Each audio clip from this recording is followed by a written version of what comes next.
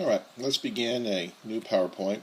This is a STAAR PowerPoint.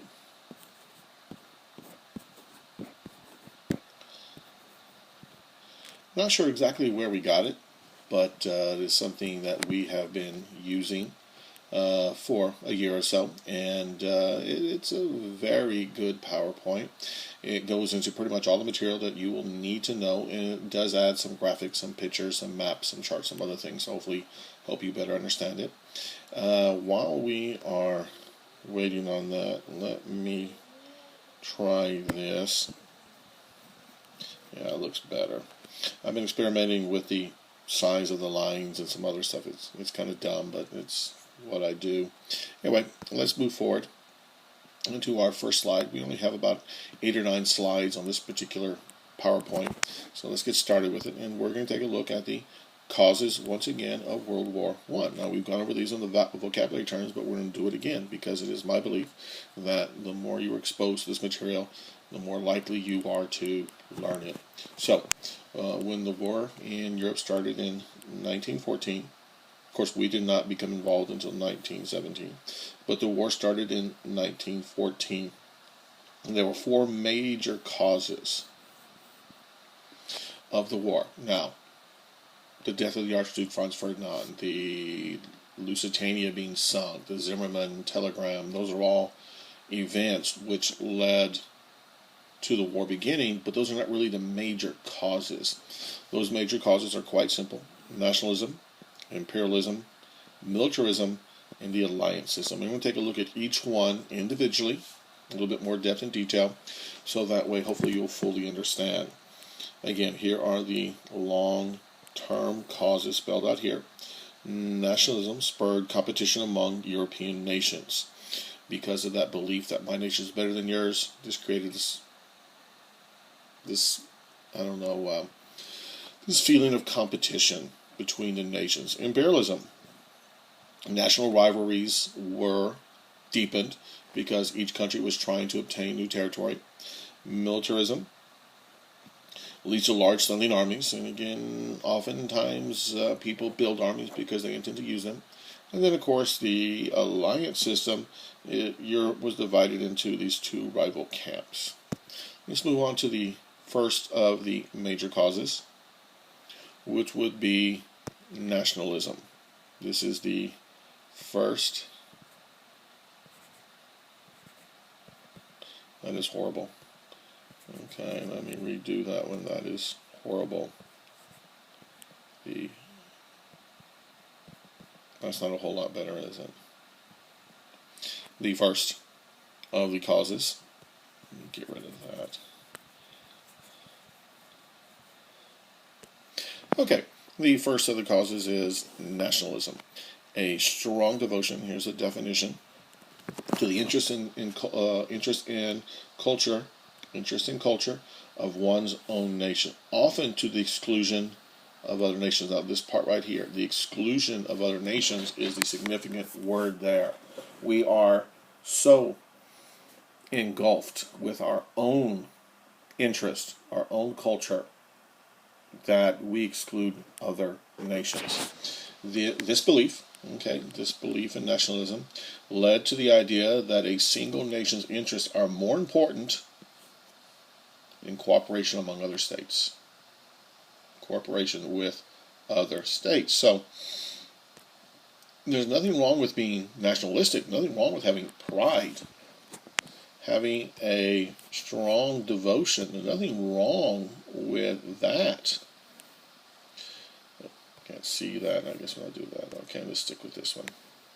Nothing wrong with having a strong devotion to the interest and culture of one's own nation. Nothing wrong with that. America is, in my opinion, the greatest nation ever on this earth. However, when that belief in nationalism leads to the exclusion of other nations, when it is believed that my own nation's interests are more important than cooperating with other nations, when it becomes perverted like that, you got problems. Several ethnic groups within other nations wanted to form their own countries. So within a country, you may have some different nationalities who felt, again, that their culture, their own interest, was superior to everyone else's, and so they started to look to exclude other nations. Nationalism led to fighting among other nations. Now, I realize this is not the easiest map in the world to see down here. But what you have is a little bit of a look at some of the different ethnic groups within the Balkans. That area right in here, and colored in right there, you can see some of the different nationalities, and I realize it was a little bit difficult to see them, but Albanian, Croatian, Hungarian, Macedonian, on and on and on. There's even a small group of Muslims right in there.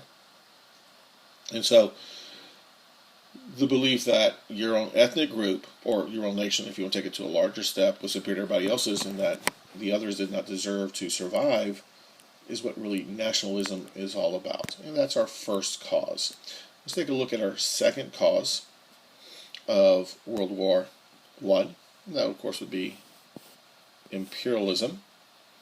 Controlling a weaker nation. Of course, this is the key phrase right there, controlling a weaker nation as a source of raw materials and a market for your products. Now, we discussed imperialism numerous times. The United States, are a product of an empire, the British Empire, and the British came to what was then referred to as the New World, what is now the Americas, North and South America, as a result of looking for raw materials and eventually a market for their own products. They would take raw materials from America, the U.S. colonies. Let's just use timber as an example. We would send that raw material, timber, to England. It would then be sent to a mill where it would then be converted into a finished good, a chair, and then that chair would be sent back to the colonies to be sold. So we, the colonies, again, just using our own example, things that we've studied, would be a source of raw materials and then a source market for their products. Many European nations controlled other nations of Africa and Southeast Asia, and there's a little bit of a map down here depicting that. So, as European powers, and it's a little bit difficult to see because of the dossier right there, okay, and a little bit difficult to read the entire legend, but you're looking at a couple of things. That kind of yellow right there was Belgium, right in there. The green was British. The little purplish area up here was French. The red area is over here, which is a little bit difficult to see because I'm using the red color, but anyway, you can see the idea right there. That was German, and then of course we had some Italian right there, and Portuguese over here, even a little bit of Spanish. So a huge chunk of Africa was controlled by European nations. And it was becoming more and more difficult to find and keep these colonial empires because a lot of the land had already been taken, had already been claimed, had already been colonized by other European powers. And they weren't going to allow you to take it away from them, at least without a fight. So this creates a lot of anger, a lot of animosity, a desire to go out and find new territories to control. Why? We're looking for raw materials and markets for our goods. As nations try to increase their economic power, around the world, as nations attempted to create more territories for their empire, this would lead to conflicts around the world, which of course would lead to World War I. Alright, let's take a look at our third cause, which is militarism. A little picture down here. Your country needs you. And there's a picture of a couple of soldiers. Militarism is the buildup of the military. pretty simple. And most countries have a military at this time. But what we're seeing in the late 1800s, starting about 1890, maybe a few years earlier, up until the beginning of the war in 1914, we are seeing extravagant, exorbitant amount of monies being spent upon the military. New weapons, such as the submarine, such as the machine gun. And of course, once the war begins, we see a lot of money spent on airplanes because they became quite useful. Anyway, we see huge amounts of money, what would be billions and billions of dollars in today's money. Excuse me, I'll be right back. My phone's ringing. All right, sorry about that. That was my sister-in-law calling. About my wife flying out to see her. Yeah, you don't really care, so I'll just stop at that point. Let's get back to militarism. So I think I've done all that. Let's get to our second bullet here under militarism. Europeans were used to seeing people in uniform, even if you were not in the military. It's kind of weird, but Europe is a strange place. That's why we left it and came over here. Anyway, third bullet, it became a status symbol to wear your military gear as military discipline, and war became more admired. Again, we're looking at the late 1800s. There have been a series of conflicts in and out of Europe, in and around Europe, or in and around territory that European countries controlled, and it became quite a status symbol, as it says here. People started looking upon the military uniform as, oh my God, you're in the military, that's so cool. And we go back to this picture over here of these two puppies who, God, look at all of that uniform. I mean, that's a heck of a uniform. They got gold and braid and who knows what all else. That's cool. They're probably privates. I don't really know, but that is a lot of stuff to wear, and it became quite fashionable to dress like that in public. Military leaders, to get back to our final bullet, felt it was better to attack first, and again, rather than wait to be attacked. Now, this is not something America has done. Now, during the years after 9/11, we did come up with the Bush Doctrine. President George W. Bush came up with the doctrine of, if we are sure that a nation means its harm, and they have developed the means of harming us, then it is prudent to attack and take out those means of harming us before they use them, if that makes sense. And I'll give you an example how the Bush Doctrine could be used today. It is a well-known fact that the country of Iran is attempting to create nuclear weapons. Everybody pretty much agrees that they are going to do so. The question is whether it be in a few months or in a few years. That's irrelevant. But we are relatively sure they are developing them, and they have come out and said numerous times, the president of their country, the religious leaders, the mullahs, which Iran is a theocracy. It is run by the church, by the Islamic faith. The religious leaders, the mullahs, have come out and said, when we get these bombs, we're going to use them on Jerusalem, which is in Israel, and of course in the United States. So under the Bush Doctrine, it would be okay for us to attack them and destroy that ability to use those weapons before they are fully developed.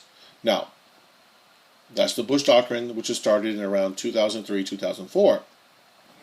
Going back to this attack first stuff, we had never been a country to attack first. Let me clear this up a little bit so we can go back and see this bullet again really clearly. We had always been one to wait until something happens, to try to negotiate, to use the two oceans as a defensive line, to use our military, the threat of our military from preventing people from attacking us. But what we're seeing is military leaders in Europe feeling it is better to attack first rather than wait to be attacked because they felt that they were going to be attacked. Again, why should they attack first? Well, because it takes time to get everything going, to get your troops mobilized. When we first moved into Afghanistan, back in 2003, it took about a year, 9 months to 12 months to get our troops ready, to get the troops in position, to get all the supplies in position before we actually could do so. And we were at that time and still are the greatest military the world has ever seen. Yet it took us a long time to mobilize our troops. So what did the Europeans think was the thing to do? Well, attack first. All right, let's go to our final cause of World War I, the alliance system. And I can't really do a whole lot better than what explanation I gave you when we were looking at the vocabulary terms of the alliance system and how it worked out. But the alliance system were agreements between nations to aid one another in case they were attacked. We had essentially two divided camps in Europe in the 1890s through the early 1900s. You had the Central Powers, who were the bad guys, the enemy. That would be right in here, the kind of orangish color. The German Empire, the Austrian Empire, and the Ottoman Empire, essentially sometimes referred to as Turkey. And then you had the Allied powers, who were our good guys. And they, let me switch colors here just because it's fun to do. The Allied powers would be those in green here. Italy, and there's Portugal right there, blah, blah, blah. Okay, so those were the two main divisions, the Central Powers, who were the enemies, the Allied powers, who became our friends. One alliance had, again, Germany, Austria-Hungary, and the Ottoman Empire. There should be a comma right in there to show that there is a break between Germany. It's not Germany, Austria-Hungary. It's Germany, comma, Austria-Hungary, and the Ottoman Empire. And the other alliance, of course, were our two oldest friends, the Brits and the French, and then, of course, a new buddy, because they were fighting the Central Powers, the Russians. And here's a little bit of an illustration down here of that, where you have Serbia and the English and the Russians and the French, all kind of, I'm gonna got your back, I'm gonna protect you, blah blah blah. All right, let's move on to the next slide. Got 3 or 4 more, I believe, before we finish with this presentation. The beginnings of the war. In 1914, the country of Austria-Hungary used imperialism to control several smaller nations, and we've talked about this already, located in the Balkans region. And the Balkans region is this area over in here, okay, right over there. The Balkans region is outlined there in red, and I circled it for you. One of those countries was Serbia. Serbia was controlled by Austria-Hungary. And here is the Austrian Empire right in there. And Serbia, I know it's a little bit difficult to see on this particular map, but Serbia is located right there. There's Serbia. And of course you can see where Austria is right there. And so Austria-Hungary was an empire. It controlled many of the Balkan nations, and of course the Balkans are right there in red. Let me get all these lines out of the way so it's a little bit easier to see. Okay. So this area in red, those are the Balkan nations. They were controlled by other European powers, and in particular the Austrians. One of the countries that was controlled was Serbia, and as you can well imagine, they didn't like it at all. And this map shows the European theater prior to the war. So you have the green, which would be right in here. Those are the Central Powers. This purplish color, those are the Allied powers. The Balkans, right in there. And of course there is Serbia.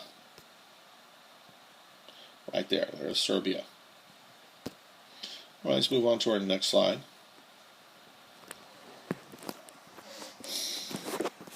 The match that lit the fuse. Now again, you could use any term you want to, any phrase you wanna, but this is the one that this particular PowerPoint used.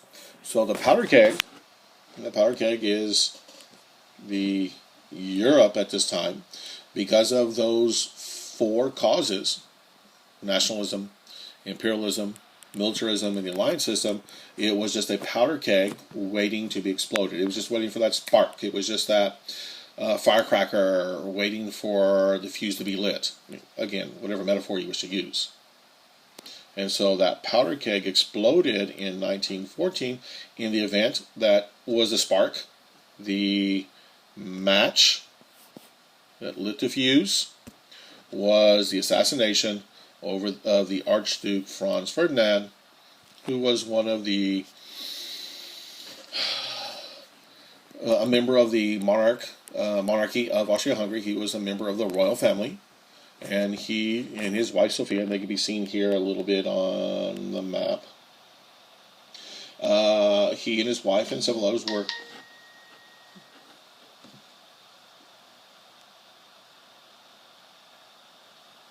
oh, sorry, just my phone making noise. Let me turn that little puppy off, the ringer off, I'm sorry. Anyway, let's move forward. As I was saying, the Archduke and his wife and others were touring some of the countries that Austria had imperialistic control over, several of the nations that they exercised imperialism over. One of them was Serbia, okay, which was a country controlled by the Archduke. He ran into the street and shot and killed the Archduke and his wife. The man's name who shot and killed him was Princip, who was a member of the Black Hand.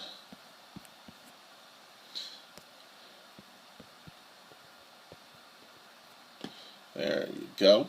The Black Hand was a secret organization within Serbia that did not like being controlled by the Austrians, and they developed a plot to kill the Archduke, which they felt would send a clear message to Austria: stay out.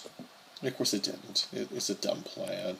Now this picture right here is something I took directly from, this is part of the STAAR PowerPoint, and you can see there, take that, you imperialist swine, or whatever words you want to put there. So this is Princip right here, shooting and killing the Archduke and his wife, and that should be them right there. And that was the match that lit the fuse, which exploded the powder keg, which became World War I.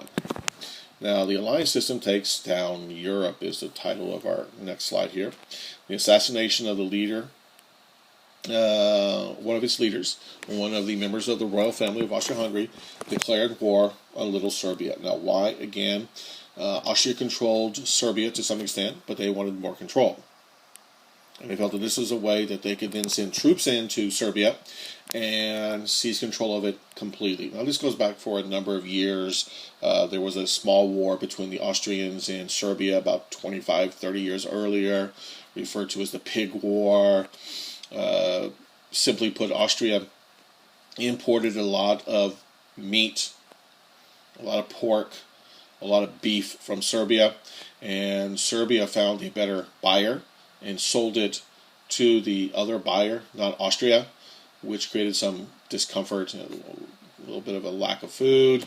There was some minor skirmishes, which Serbia held their own.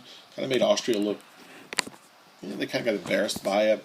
And so there were still a lot of people in Austria who blamed some of their woes on Serbia and the Pig War. Anyway, kind of dumb, but sometimes these memories last a long time. However, Serbia had made an alliance with Russia. We get to our alliance system. So Austria declares war on Serbia. Serbia has an alliance with Russia. So when the Austrians attacked Serbia, the Russians came to the defense and declared war on Austria. Okay, so we have Serbia is at war with Austria. Russia declares war on Austria. Now, what happens next? Well, Germany had an alliance with Austrians, so they declare war on Russia. And since England and France had alliance with Russia, they now declare war on Germany and Austria as well. So, Austria attacks Serbia. Russia comes to the aid of Serbia. Germany goes to the aid of Austria. England and France go to the aid of Russia and Serbia. And so it went on and on and on and on and on and on and on and on. So every nation essentially was forced to choose to go to war because of the alliances they had made.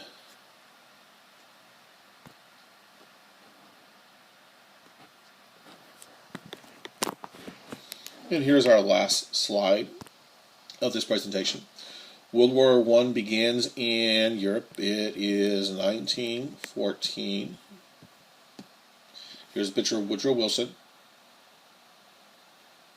Elect me, and that will keep us out of Europe's affairs. Again, 1914, he's in the middle of his first term. He was first elected in 1912. Up to this point, he was primarily known as a progressive president. When 1916 rolls around, the war had been in place in Europe for a year and a half to 2 years. We were still neutral. Okay, we didn't get involved with the war that had started in 1914. So when the election of 1916 rolls around, Woodrow Wilson runs on the slogan, "I'll keep us out of war," or re-elect President Woodrow Wilson, he kept us out of war. So the 1916 campaign, "I'll keep us out of war." He wins re-election, and he keeps his word to keep us out of war until April 1917, when a series of events caused us to join the war. And those events we've already discussed. Unrestricted submarine warfare, the Zimmerman telegram, on and on and on. And we'll take some of those up in the next presentation. So we're going to end this presentation, this first presentation of the STAAR PowerPoint right now. Bye.